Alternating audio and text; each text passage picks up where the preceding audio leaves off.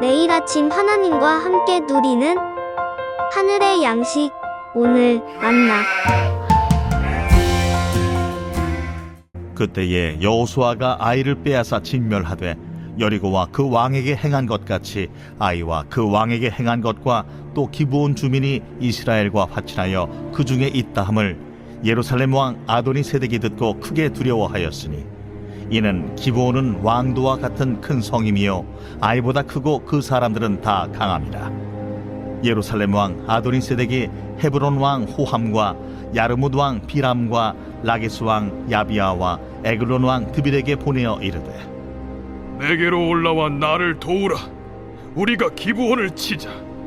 이는 기브온이 여호수아와 이스라엘 자손과 더불어 화친하였음이니라.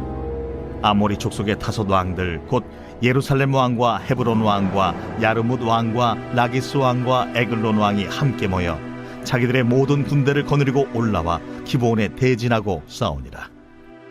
기브온 사람들이 길갈 진영에 사람을 보내어 여호수아에게 전하되, 당신의 종들 돕기를 더디게 하지 마시고 속히 우리에게 올라와 우리를 구하소서. 산지에 거주하는 아모리 사람의 왕들이 다 모여 우리를 치나이다. 하매 여호수아가 모든 군사와 용사와 더불어 길갈에서 올라가니라. 그때에 여호와께서 여호수아에게 이르시되, 그들을 두려워하지 말라. 내가 그들을 내 손에 넘겨주었으니 그들 중에서 한 사람도 너를 당할 자 없으리라 하신지라. 여호수아가 길갈에서 밤새도록 올라가 갑자기 그들에게 이르니 여호와께서 그들을 이스라엘 앞에서 패하게 하심으로 여호수아가 그들을 기브온에서 크게 사륙하고 베토론에 올라가는 비탈에서 추격하여 아세가와 막게다까지 이르니라. 그들이 이스라엘 앞에서 도망하여 베토론의 비탈에서 내려갈 때에 여호와께서 하늘에서 큰 우박덩이를 아세가에 이르기까지 내리심에 그들이 죽었으니 이스라엘 자손의 칼에 죽은 자보다 우박에 죽은 자가 더 많았더라. 여호와께서 아모리 사람을 이스라엘 자손에게 넘겨주시던 날에 여호수아가 여호와께 아뢰어 이스라엘의 목전에서 이르되, 태양아, 너는 기브온 위에 머무르라. 달아, 너도 아얄론 골짜기에서 그리할지어다. 하매 태양이 머물고 달이 멈추기를. 백성이 그 대적에게 원수를 갚기까지 하였느니라. 야셀의 책에 태양이 중천에 머물러서 거의 종일토록 속히 내려가지 아니하였다고 기록되지 아니하였느냐. 여호와께서 사람의 목소리를 들으신 이 같은 날은 전에도 없었고 후에도 없었나니 이는 여호와께서 이스라엘을 위하여 싸우셨음이니라. 여호수아가 온 이스라엘과 더불어 길갈 진영으로 돌아왔더라. 우리는 여호수아 9장 말씀을 통해 기브온 민족의 속임수에 넘어간 여호수아가 그들과 화친의 언약을 맺은 사건에 대해서 살펴보았습니다. 신명기 7장 2절 말씀에 보면 하나님께서는 모세를 통하여서 이스라엘 백성에게 말씀하시기를 가나안 땅에 들어가려면 그 땅에 거민들을 다 진멸하라고 명령하셨고 그들과 어떤 언약도 맺지 말라고 말씀하셨습니다. 그러므로 기브온 족속은 반드시 멸망을 당해야만 하는 자들입니다. 하지만 하나님의 이름으로 화친, 조약을 맺었기 때문에 기브온 족속이 비록 거짓으로 여호수아와 이스라엘 백성들을 속이고 언약을 맺었다고 할지라도 그 언약은 유효했던 것입니다. 그래서 그들은 죽음을 모면할 수 있었고 이스라엘 군대로부터 보호받을 수 있었던 것입니다. 이스라엘 백성들과 화친 조약을 맺었던 기브온 사람들도 오늘 본문 2절 말씀에 보면 큰 성을 가졌고 강한 사람들이었다라고 이야기합니다. 그런데 그들이 변장을 하면서까지 이스라엘 백성들과 화친 조약을 맺음으로 생명을 유지하려고 했던 것을 보면 여호와 하나님과 이스라엘 백성에 대한 소문이 얼마나 가나한 족속 가운데에 두렵게 퍼져 있는지 알 수 있습니다. 특별히 여호수아 10장 1절로 2절 말씀에 보면 가나안의 많은 족속들 중에서 기브온 족속과 바로 옆에 붙어 있었던 예루살렘의 왕 안도니세덱이 이 소식을 듣고 크게 두려워했다라고 말씀합니다. 그래서 예루살렘 왕 안도니세덱의 주변에 4개의 성의 왕들을 끌어들여서 5개의 왕들의 연합을 하게 됩니다. 3절 4절 말씀입니다. 예루살렘 왕 안도니세덱이 헤브론 왕 호암과 야르모 왕 비람과 라기스 왕 야비아와 에그론 왕 드빌에게 보내어 이르되 내게로 올라와 나를 도우라. 우리가 기브온을 치자. 이는 기브온이 여호수아와 이스라엘 자손과 더불어 화친하였음이니라.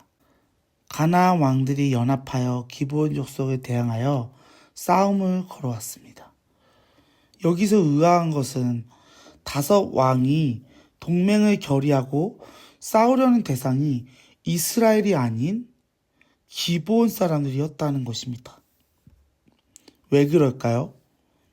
이들은 여기서 기브온 사람들을 처단하지 않으며 가나안의 여러 왕들이 마치 도미니 형상처럼 이스라엘에게 황복하는 왕들이 더 많이 생겨나는 것이 아닐까?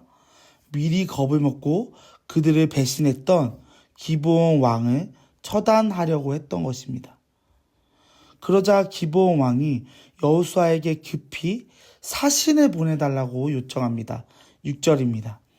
기브온 사람들이 길가의 진영에 사람을 보내어 여호수아에게 전하되 당신의 종을 도끼를 더디하지 마시고 속히 우리에게 올라와 우리를 구하소서. 산지에 거주하는 아모리 사람의 왕들이 다 모여 우리를 치나이다 하매. 기브온 왕은 여호수아에게 당신의 종들의 도끼를 더디하지 마시고 속히 우리에게 올라와 우리를 구하소서라고 간청하고 있습니다. 6절의 히브리 동사는 모두 강조형으로 사용되고 있습니다. 반드시 우리를 구하여 주시옵소서 요청하고 있는 것이에요. 기브온 주민들은 매우 강한 자들이었으나 5 왕을 상대하기는 너무나도 힘들었던 것입니다. 사랑하는 성도 여러분, 여기서 우리는 예수를 믿고 난 다음에 사단의 공격을 받을 때 어려움을 처했을 때 이겨나갈 수 있는 지혜를 배울 수 있습니다. 그것은 기브온이 육신적으로는 강하였으나 자신의 힘을 의지하지 않고 도움을 요청했다는 것입니다. 기브온 주민들은 하나님의 힘을 의지했었을 때 승산이 있다고 믿었기 때문입니다. 결국 그들의 믿음은 적중하였고 그 전쟁을 승리로 이끌어갈 수 있었던 것입니다. 사실적으로 이스라엘 입장에서 본다면 기브온 족속들은 이스라엘 백성들에게 반가운 자들이 아닙니다. 오히려 눈에 가시 같은 존재이죠. 어쩌면 이번 기회에 괜히 싸움에 뛰어들어 희생을 당할 뿐만 아니라 그들의 어려움을 당하여 도움을 요청할 때 그들에게서 손을 떼게 되면은 전력의 손실도 사실적으로 줄일 수 있습니다. 그러나 여호수아와 모든 이스라엘 백성들은 지체 없이 기브온 족속을 위하여 싸움터로 나갑니다. 왜 그렇습니까? 하나님의 이름으로 언약을 그들과 맺었기 때문입니다.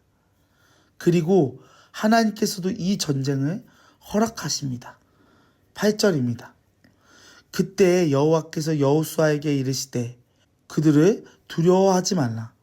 내가 그들을 내 손에 넘겨주었으니 그들 중에서 한 사람도 너를 당할 자가 없으리라 하신지라. 이 전쟁의 결말은 어떻게 되었을까요? 바로 승리했습니다. 이스라엘 백성들이 싸움에서 언제나 승리한 것은 아닙니다. 가끔 패배한 경우들도 있는데 이스라엘 백성들이 싸움에서 패배한 경우에는 언제나 하나님의 말씀에 불순종하거나 불신앙이 있기 때문입니다. 하지만 하나님의 말씀에 순종했었을 때 이스라엘 백성들은 하나님의 도우심을 받아서 항상 승리할 수 있었습니다.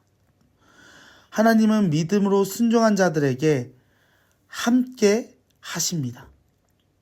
오늘 본문에 나타난 바와 같이 승리의 역사는 어디에서 나타나게 됩니까? 바로 우리가 우리의 삶의 현장에서 누구를 의지하냐, 누구를 따라가느냐, 즉 하나님 앞에 순종했었을 때에 우리에게도 그러한 은혜가 나타나는 줄 믿습니다. 오늘 하루도 그러한 하나님을 의지하며 그 승리를 경험하는 성도님들에게 주님의 이름으로 소망합니다.